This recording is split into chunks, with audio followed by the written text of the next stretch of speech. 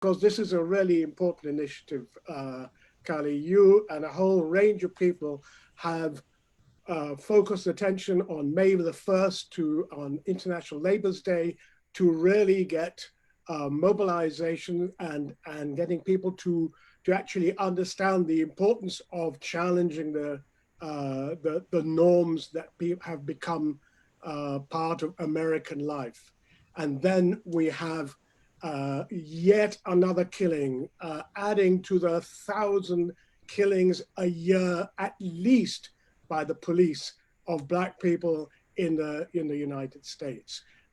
It seems to me this is the response has been extraordinary. 49, I think 48 or 49 cities have had major demonstrations, and I think at least 38 states have implemented curfews. Right. Right. So, Kali, tell us how you're seeing this situation and what's the importance of today? Well, it's a historic situation. We need to start with that. The United States hasn't seen this level of upsurge and the scale of it since 1968.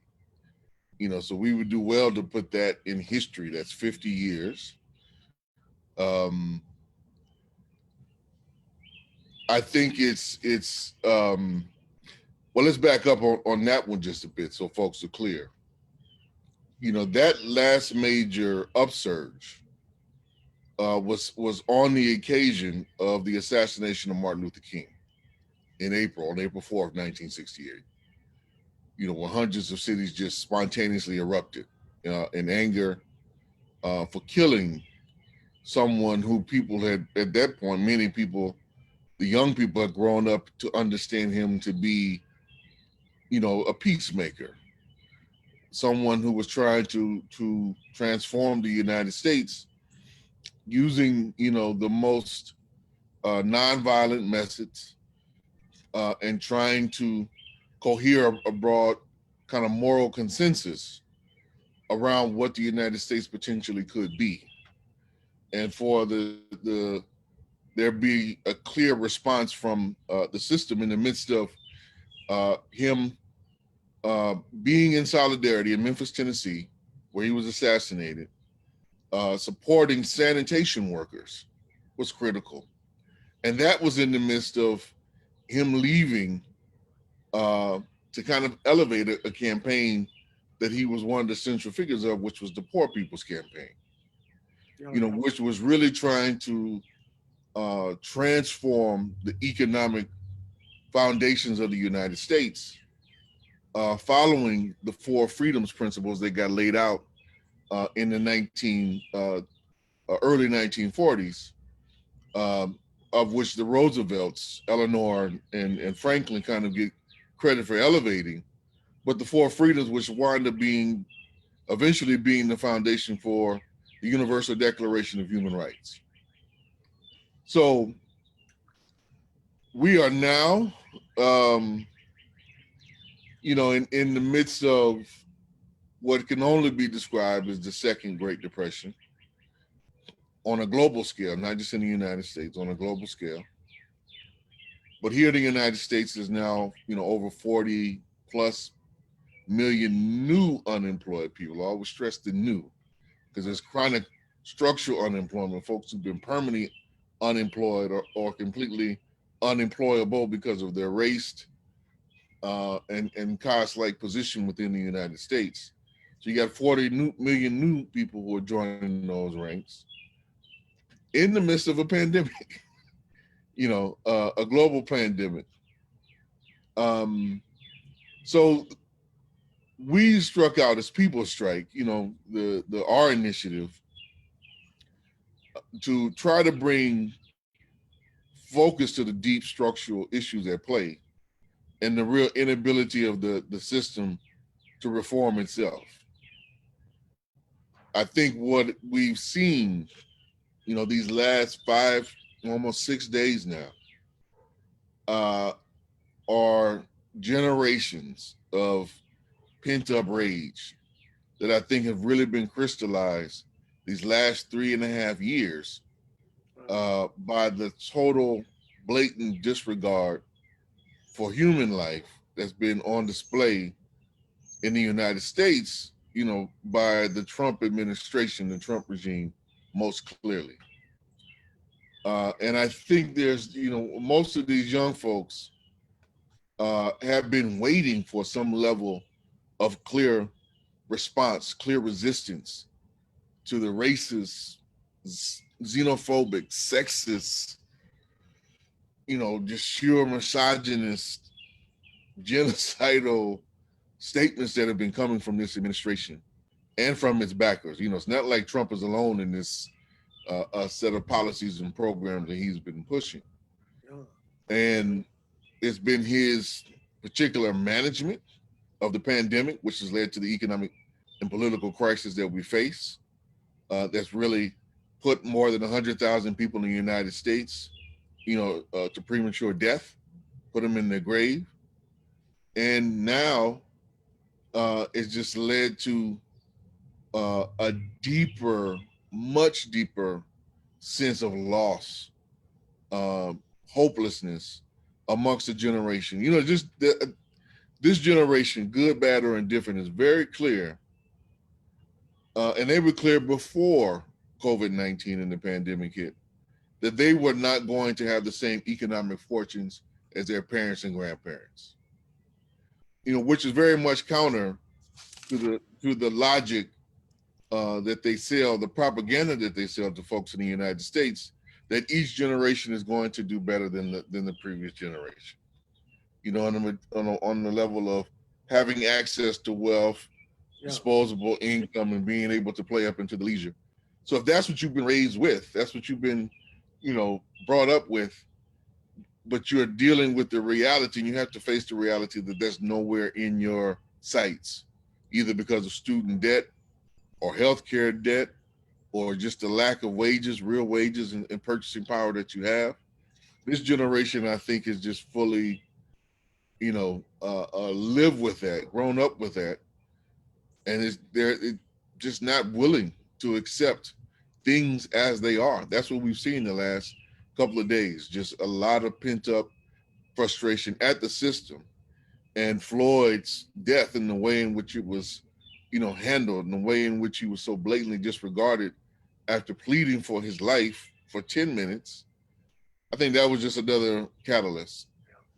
Absolutely. And the tricky thing about this, we have to know, not tricky, I should say, but real historic thing about what we've seen the last couple of days. The Black working class is still at the epicenter of this. That's what Floyd represented.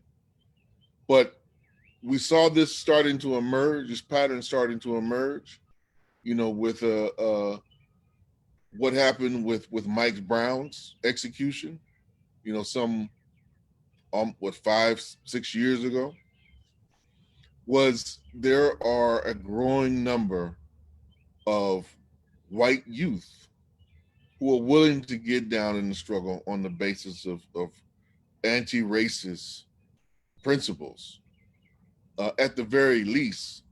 And we've seen that. For there to be major demonstrations in Portland, Oregon, Seattle, Washington, Salt Lake City, Denver, Colorado. Now, there's small Black communities in all those places, but nowhere near the majority of folks who've hit the streets. So, and then we saw here, one of the things that's happening here in Mississippi, which has been historic. Really historic. I want people to digest this, because this is something I would say that didn't even happen so much in the 60s, or happen to a limited degree. Right. In Mississippi, most of the time, what happens when there's an incident like this, wherever in the world it may be, what most folks tend to do is concentrate here in Jackson, from where all over the state they will come to Jackson. One, because it's the political capital of the state. 2, it's the largest city in the state. And 3, it's the most liberal, if you would, area in the state by far. And so, young white kids who have any notion of progressive, radical, or revolutionary politics, who want to get involved and make a statement for justice, they would typically flock here. Mm-hmm. This time, folks, have had the courage to actually demonstrate in their own hometowns. And for those who are listening, that's very, very significant for us here in Mississippi. For folks to be able to stand up, be brave enough Yeah. to stand up in defense of Black life and the small little towns in the eastern part of this state. Yeah. I mean, that's not something that happened that often, where folks stood their ground in the majority white cities where they know who the clear, obvious racists are. Most of the time they're too scared to stand their ground in their own communities. This time they did. And so there's been, not major, but they've happened here throughout Mississippi. It's not just Mississippi, is it? I mean, it's Oh. happening in so many places. And we're seeing policemen kneel. It's Right. So are we seeing a crack that lets the light in? Are we seeing cracks appearing in this body politic, in this racist, misogynist state that rules the world? Do you see that? I see it. I see the beginnings of it. And it's beautiful. We should note that it's a very beautiful thing to see. But my pause is knowing the vicious nature of this state and what it is capable of and what it is willing to do. Yeah. One of the things that was so keen about Trump getting elected, well, you can kind of see some of this coming. I think this has been in development for many years, folks, for many years. And we would do well to remember that there was an incredible upsurge the first 6 months of Trump getting elected.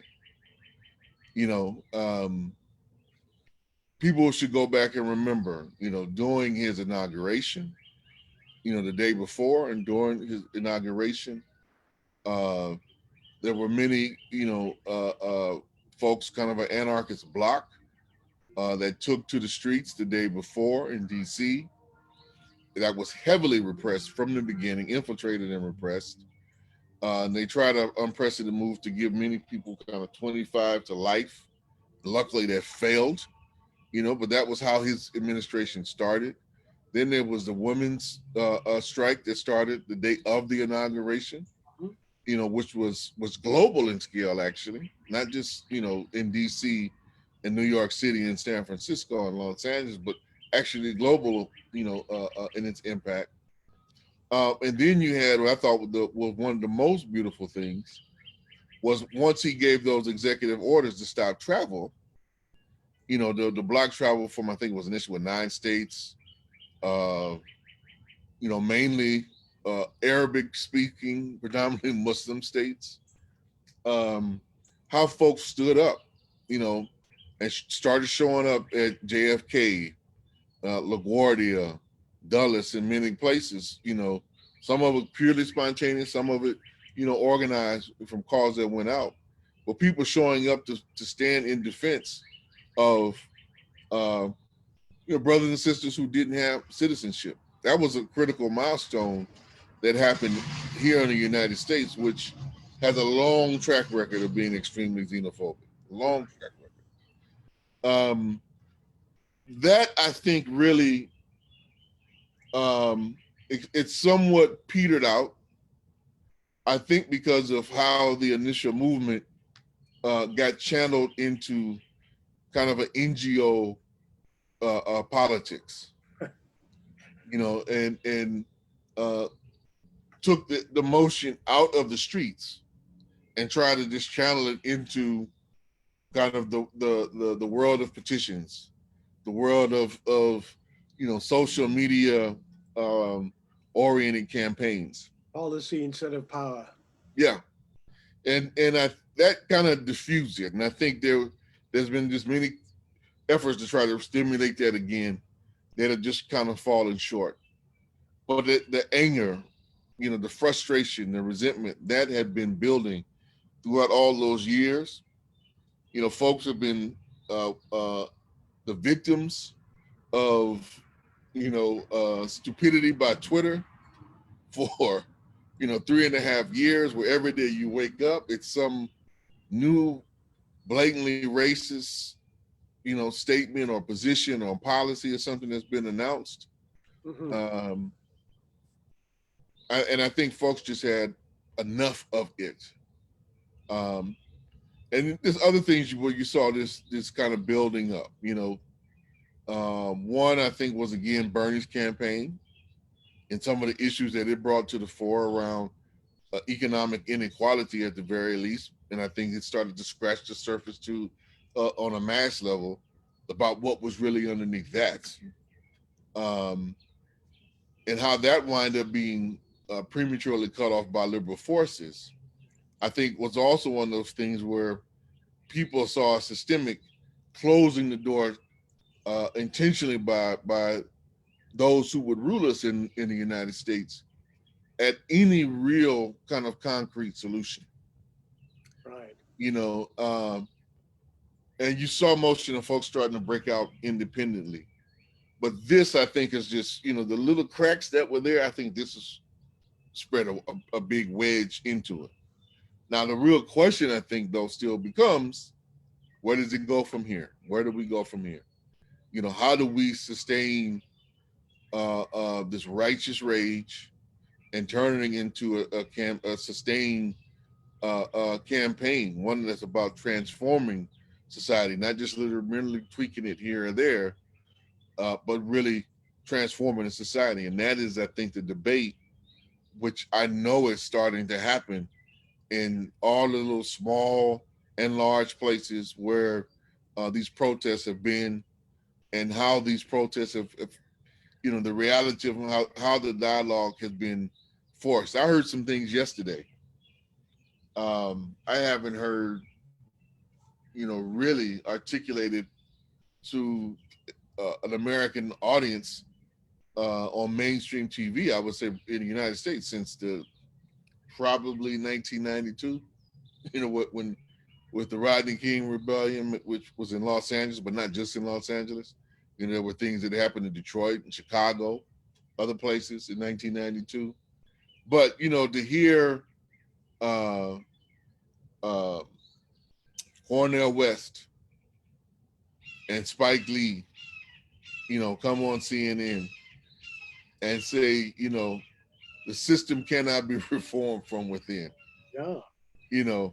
And be able to just finally speak some real truth, Yeah. and not be afraid to do it. Because one of the things I was pointing out is this is not new to Cornell. This is not new to Spike.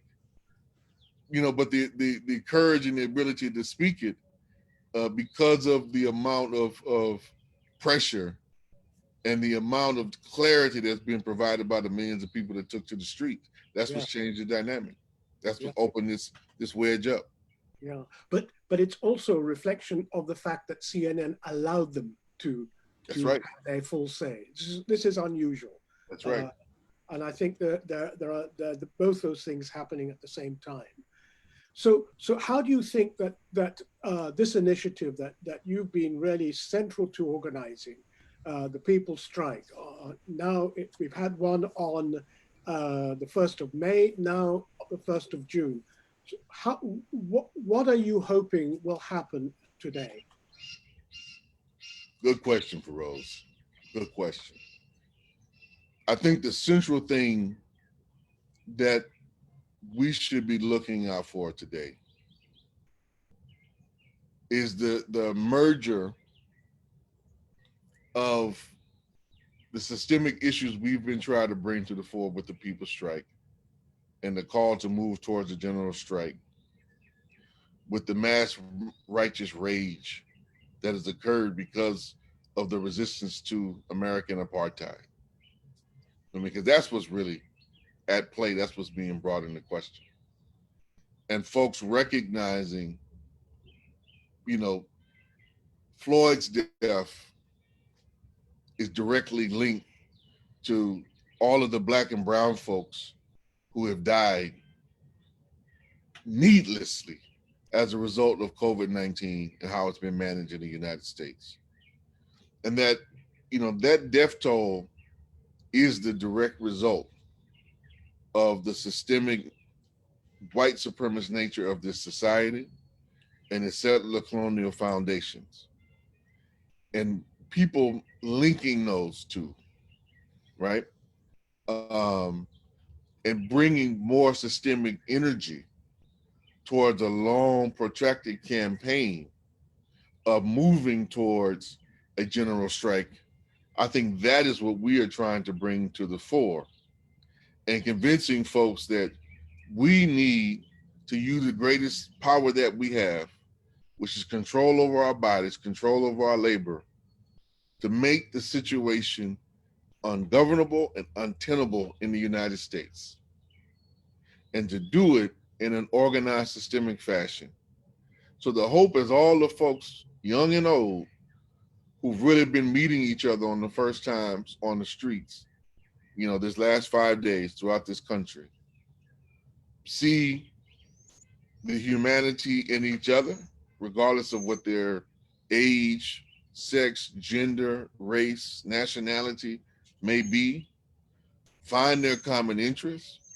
Because, one of the things that I think, going back again, speaking to some of the new folks who've coming out, is them finding their same life interest to be, I may be still a little bit ahead of you, but that's not saying much in this race. And that we have more in common, and we have a set of common enemies, which are totally about mortgaging our future for their profit, that we have more in common if we stand together and fight back and build a new system through our self-organized activities, and building new productive relationships and new overall social relationships. I think today, June 1st, as our second first strike action, in the midst of what can only be described, in my view, as the Floyd rebellion, those two things, I think, coming together, I hope we are able to give some sustained direction and focus, in a broader degree of kind of coherent demands that address all the particular issues that have been uncovered and brought to the fore. That's what I'm hoping happens today, and that I think the People's Strike and all the organizations that have endorsed it, have taken place in one form or fashion, bring to the fore. And I think today we do that first and foremost by engaging in serious conversations with each other about what's next, because that has to be a broad, a democratic organization where folks are really debating it out, but coming to terms and building the relationships that are going to be necessary to transform, a rebellion ultimately into a revolution, because that's where we need to go. This is the first step. It's a good crack. It's a beautiful fissure in the piece, but that wall hasn't been deconstructed just yet. We got a lot of work to do to tear that down. But I think the point you make, I think, is a really important one to emphasize. This society dehumanizes so many people. It considers anyone who's not white and part of the establishment as less than human. Right. Whether they're women, whether they're lesbian, gay, whatever, trans, whatever, they are considered less than human.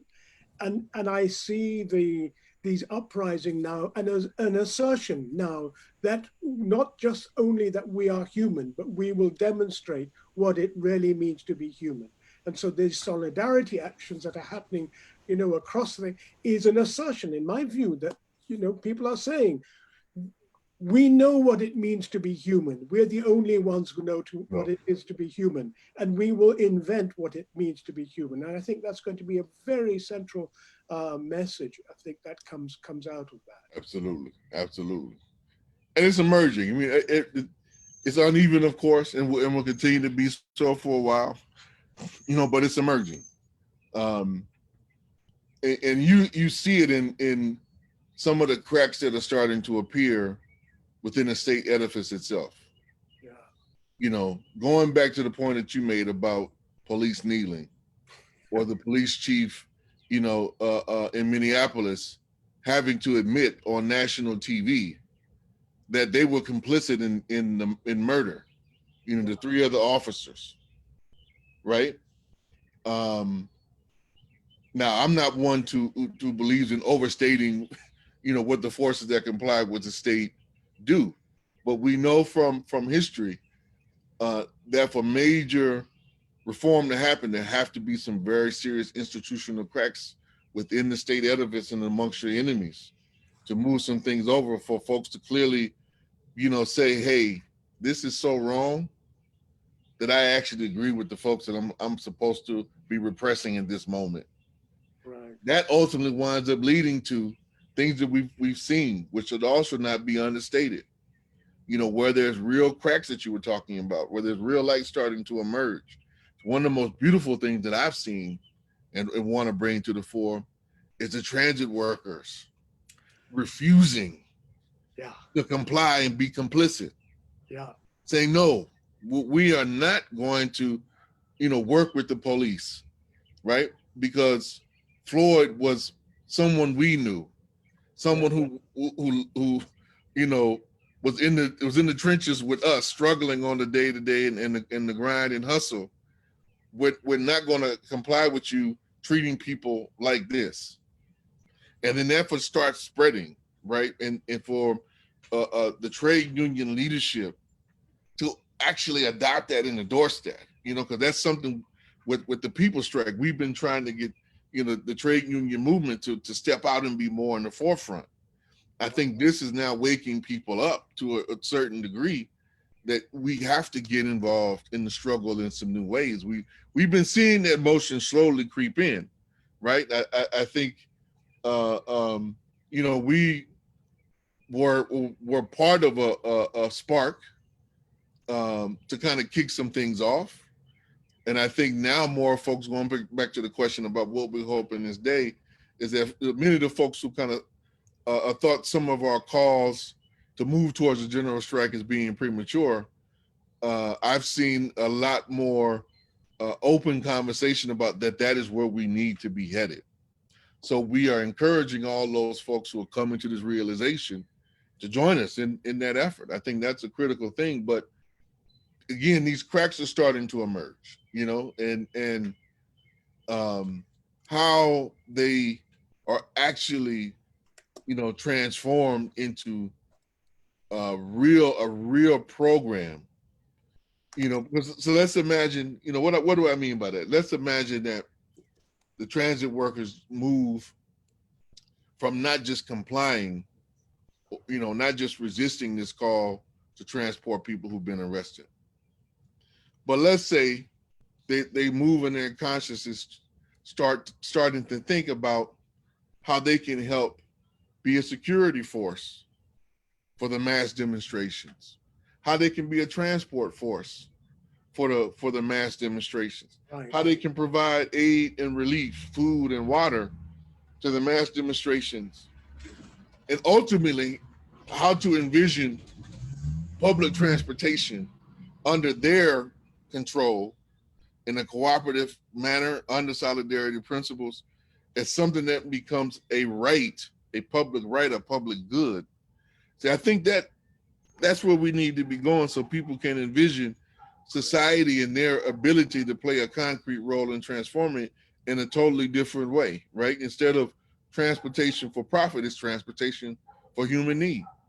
And them learning through this that, hey, our agency, in this case, with withholding our labor and not complying, we can also assert a different type of agency of transformation and doing something different with the tools that other workers have created and utilized, and that we can do that together to serve some broad human needs, to raise some serious questions and issues. Like, these are things I think are beginning to be in the forefront of people's minds, about that there can be a different way that all of this can be organized along rational means to produce radically different outcomes for everybody in this country. I mean, I think that's a really important point, and I think it's really important what you've made happen in terms of a day of action today in relation to it, because I think there is a need for forums where people can discuss these ideas, because I think as they emerge, I have great faith in the ability of people to be creative and come up with new ways of organizing, new ways of taking over. And I hope that one of the outcomes will be the formation of these kind of people's councils where that discussion can take place. Do you see that something that will emerge? I think so. I think so. I mean, I can tell you in a couple of places it's already emerging. You know, where a good number of the leadership of folks who've taken to the streets, you know, this past 4 or 5 days, has come from the different forces that are related to the people's strike, and it brought, you know, this call, this demand, and brought it to the fore in places like, you know, Detroit, Chicago, New York City, you know, here in Jackson, New Orleans, and the San Francisco Bay Area.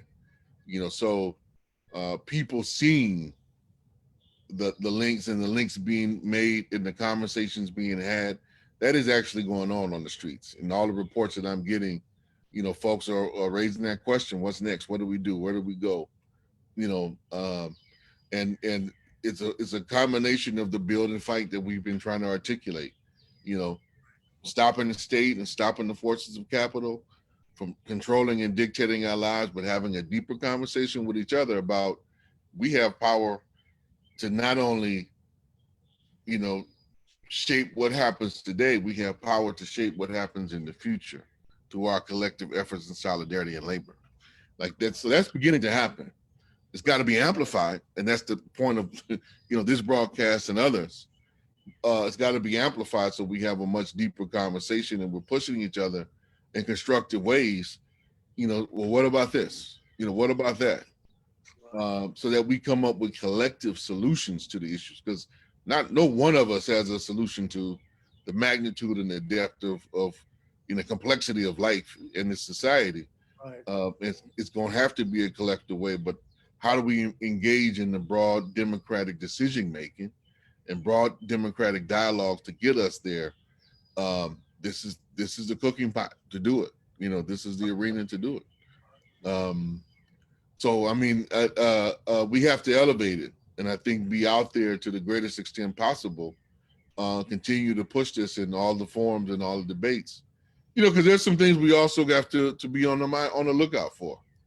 You know, one of the things that we need to be very much forewarned about is folks trying to channel all of this into the Democratic Party, or folks trying to channel all of this into, you know, kind of NGO structures and take people off of the streets, you know, and instead of saying that the dialogue really ultimately has to happen with the greatest extent of you know, human contact and engagement, you know, which, you know, this is fine for what it is, me and you talking in this medium and being able to share across borders, but there's no real substitute for sitting down and consistently dialoguing and breaking bread with each other.